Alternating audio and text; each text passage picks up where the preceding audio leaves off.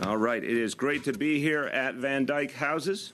This program here is a great example of the work of our Young Men's Initiative. Young Men's Initiative is a public-private partnership that was originally created in 2011 by my predecessor, Mayor Bloomberg. It was a great initiative, and I remember at the time being very excited by the announcement. In addition to the investment of Bloomberg Philanthropies, the Open Society Foundation and others put together $60 million to get this started. It's proven to be something very meaningful, and we're going to talk now about how we're going to build out on it. But I do want to express my appreciation to Mayor Bloomberg and to all of the organizations that helped support the launch of the Young Men's Initiative here in New York City. And today we're going to be talking about building this out, taking it farther, going to a much higher level, because we are answering the call of our president. President Obama has called on cities all across the country to take the goals that he has put together with the My Brother's Keeper initiative and change the way we do our work and reach farther. And we are answering the call of our president today, and we're accepting his challenge. We're going to go into detail with you about some of the things that that's going to mean for neighborhoods all over the city. But I want to commend President Obama for his leadership. I've said many times that I think he laid out in the State of the Union an extraordinary roadmap for the future of this country, for fighting income inequality, for building our economy. The president is very personally passionate about My Brother's Keeper, and he is calling on cities all over the country to answer his challenge, and New York City, as of today, is answering that challenge, and we're going to go very, very far to realize the dreams the president has put forward. Now, as I said, for President Obama, this is personal, and I want to thank him for that, because sometimes the way the world changes is when a leader makes a very personal commitment to seeing something through, and he has clearly done that. He's said to all of us that over these next 2 years as president, and I think well beyond his presidency, he will be focused on My Brother's Keeper and what it can mean for young men of color and for the larger community. So the president, again, he put down a challenge. This was not, go and do something nice. This was a challenge to cities around the country. And I had these conversations with the White House. They said, we want to see every city step up. We want to see more. We want to see a real focus, particularly on helping young men of color achieve their educational and career goals. The only way we're going to break through some of the history that still afflicts us is with a focused, determined effort. And so New York City has made the decision to take up the president's challenge, to double down on our existing efforts, to go a lot farther, because we believe this will be essential. We're going to focus on literacy. We're going to focus on job training. We're going to focus on crime prevention, a host of things that will have a transcendent impact on people's lives. Now, President Obama was quite clear in putting forward My Brother's Keeper that it came with specific goals. And our city is now saying we will work tirelessly to meet these goals. One, that we will ensure, and this will take time, but the goal is that all children read at grade level by the second grade. That sounds pretty basic, but it's something that hasn't been true in this city. It has to happen for us to go where we need to go. Two, ensuring that all youth complete post-secondary education or training. Again, that's a big goal. That will take time, but it's the right goal. For some, it's going to be one type of education. For some, it might be job training. Whatever it is, that all our young people have something that really gets them ready for their lives ahead. And three, it's obvious but so crucial, ensuring that all our young people remain safe from violent crime. That's the very powerful construct that the president has put forward. Now, we're basing our programs and our goals on that vision.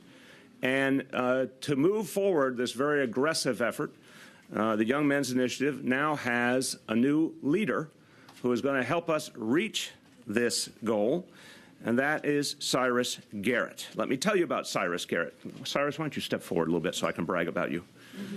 Okay, now there's a lot of things I'm going to tell you about Cyrus Garrett, but for the sports fans in the audience, Cyrus Garrett was a linebacker at the University of Illinois, which is not a minor matter. You have to be very good to do that and very disciplined and very hardworking, so I want to commend you for that early chapter in your life. Cyrus has devoted his life since his sports career ended to our young people. Been a person who applied his skills and abilities as an anti-drug counselor and a counselor with young people who have been in gangs at the Eldora State Training School for Boys in Iowa. He has helped young people to navigate very, very difficult environments and difficult realities. He's done a lot of work in communities around the country, community organizing and helping the community be involved in solving problems. He is a native of Chicago, Illinois. I do not hold that against him. I believe, I'm glad he stepped up to New York City, though. And he brings a wealth of experience that we think is going to be a game changer for this effort. Let's welcome and thank Cyrus for taking on this leadership role. So in answering the President's challenge, we have delineated 4 specific initiatives that we think get to the heart of the matter. First, over the next 3 years, we will create tutoring and reading programs that will reach at least 10,000 children in grades K through 2.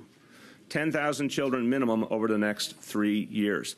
Second, we're going to increase a mentoring effort to prepare young people for college. We will engage 5,000 young men of color by 2017. So over the next 2 years, we will reach at least 5,000 young men of color, helping them realize their pathway to college.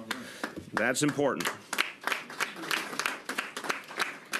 Third, and this is a particular issue that the First Lady has raised, because some of you know Charlene's history. She was born in Springfield, Massachusetts, in search of the best educational opportunity. Her family moved to a suburb named Long Meadow, and she felt throughout her education that something she deeply missed was role models, because none of her teachers looked like her. And it was something that a lot of people talk about, that to really help our young people realize their dreams, the more role models, the better, and some of the most powerful role models, and those that our young people see the most, are our teachers. So, over the next 3 years, through training and recruitment, we will prepare 1,000 young men of color to be teachers in our public school system, serving our children and being role models for them, and that's going to make a huge difference. Mm-hmm. And finally, you'll hear more about this from Cyrus. In 5 neighborhoods around the city, we're going to have a focused effort to deepen the ties between police and community, and particularly our young people and the police who protect them. Again, the leadership of this now greatly expanded effort will be in the hands of the new director of the Young Men's Initiative, and we are so glad that he is taking on this important challenge. Let's welcome Cyrus Garrett.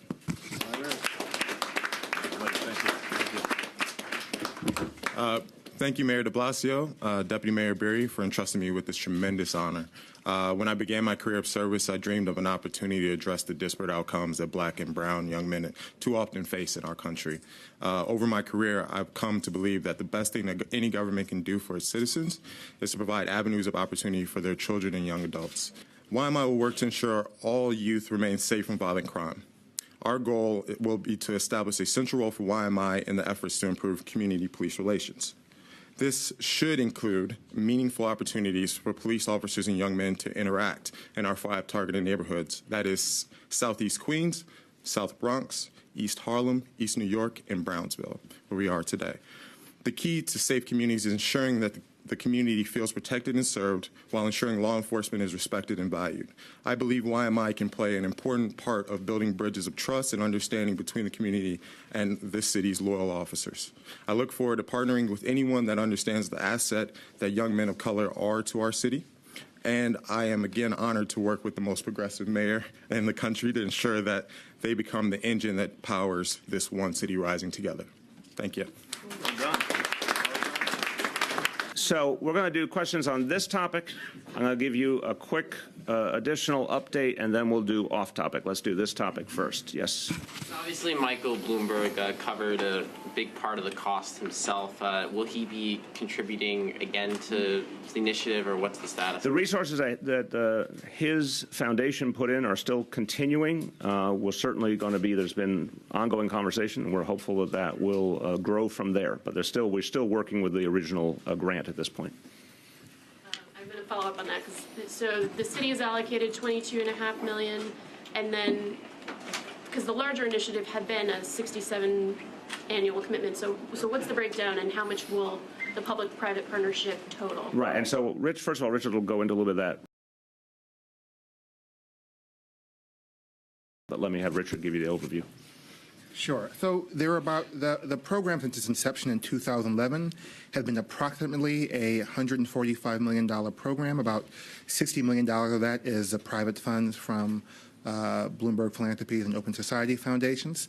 So as we've described, we're looking forward to continuing the core of those programs, and as we move forward, we're going to continue to work to make sure that we have the resources to continue the work that we want to continue, but also to continue to grow the initiative over time in the ways that we've described. Yes. Do you have any specific numbers on how many job centers like this one are opened in other NYCHA complexes? NYCHA complexes? Yeah, so we have 9 sites, and of those sites, there's 24 locations that we serve. Wait, explain that. 9 sites. So 9 sites, meaning 9 housing complexes like we're in today. And of those sites, there's 24 different locations within there that people can get these services. So like there might be a few centers in one complex? Right, exactly, depending on the size of the complex. And any specific breakdown of boroughs? We're pretty spread. I mean, our get the list. yeah, we can get you the list, but we're all over the city. All 5 boroughs. All 5 boroughs.